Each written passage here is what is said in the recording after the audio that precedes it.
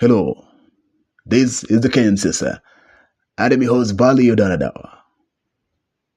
Dear folks of the Kenyan Sister, in the world of politics, each and every move, each and every signal normally has a valid reason, a strategic impetus, signaling something that will happen soon or in the near future. On the 1st of this month, the Kiharu Member of Parliament displayed to us a coded message with regards to his soon announcement of political move. For those of you who are well conversant with the Kenyan political streets, you know it very well that currently Ndindi is a fence sitter. What do we mean by Ndindi being a fence sitter? It basically means that Ndindi has been vague. Ndindi has not come out clearly to associate himself with President William Ruto or with the ruling party of UDA.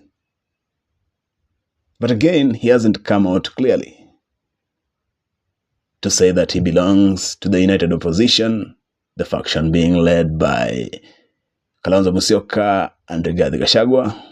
Neither has he come out clearly to pronounce himself to belong to the opposition side of Linda Mwananchi, of the likes of James Agri Orengo, Babu Owino, and Sifuna. He has been in between. And for those people, for the populace that is indebted to him or values him, there has been a palpable growth of impatience. They've been piling pressure on Ndindi to come out clearly and state his stand, whether he is in the United Opposition of Rigathi Gachagua and Kalonzo Musyoka, or whether he's with the Linda Mwananchi faction, or whether he's in the government. Now, with I beg your pardon, on first, Ndindi displayed brand new campaign tailor-made vehicles, campaign tailor-made machines for campaign caravan tailor-made machines, I beg your pardon. No coded word, no caption. It was just a motion video capturing those vehicles. And as we've said it, that nothing happens just for the sake of it. There is always a reason in each and every move in the political world. Dear folks of the Kenyan Siasa, in this episode, we are pondering on some of the moves that Rigathi Gachagua might take or might announce to us soon.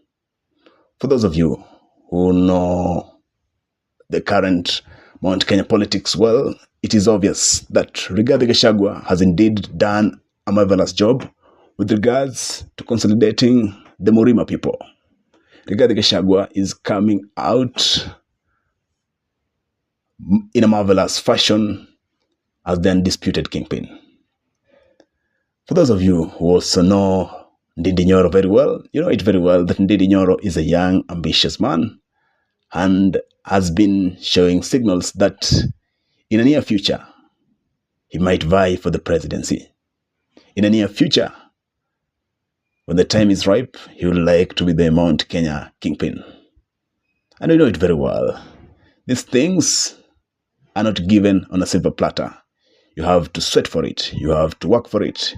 You have to prove to us that you are worth of it. You are worth of it, for lack of better words.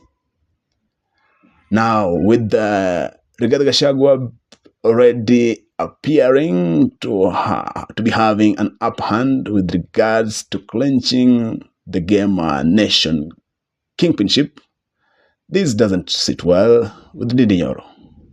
And therefore, Ndindi Nyoro might decide to create his own party to try to position himself or to market himself to the populace as a formidable alternative kingpin for the Gamer region.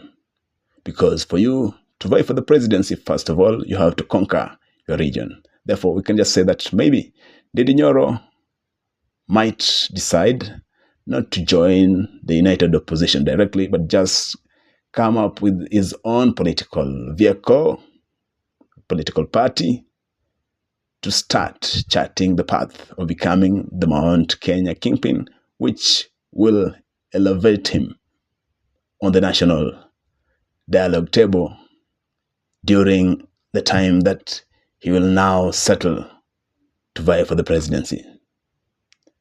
Another move that Ndindi Nyoro might take is to position himself as a formidable candidate for running mate of a major presidential candidate in the 2027 general elections.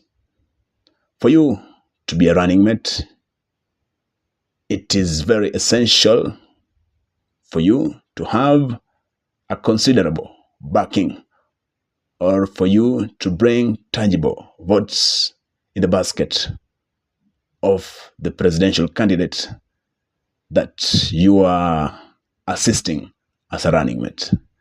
And therefore, we can just say that maybe Ndindi Nyoro has reached a point whereby he has concluded that he has outgrown the MP seat, and therefore he needs to elevate himself to a position of a running mate to a major presidential candidate in the 2027 general elections, which will later create a springboard for him to vie for presidency, maybe as from the year 2032. Dear folks of the Kenyan Siasa, we reached the halt of this episode. For those of you who are subscribed to our YouTube channel, the Kenyan Siasa, we're humbled, we're glad, thank you. And for those of you who are not subscribed to our YouTube channel, we beseech you to show some love by subscribing, then hit on the notification bell to get notified whenever you upload content. Remember that the Kenyan Siasa is the echelon of the Kenyan political dynamics dissection pinnacle. Until next time, I'm Jabali Odawa and Adawa. Bye-bye.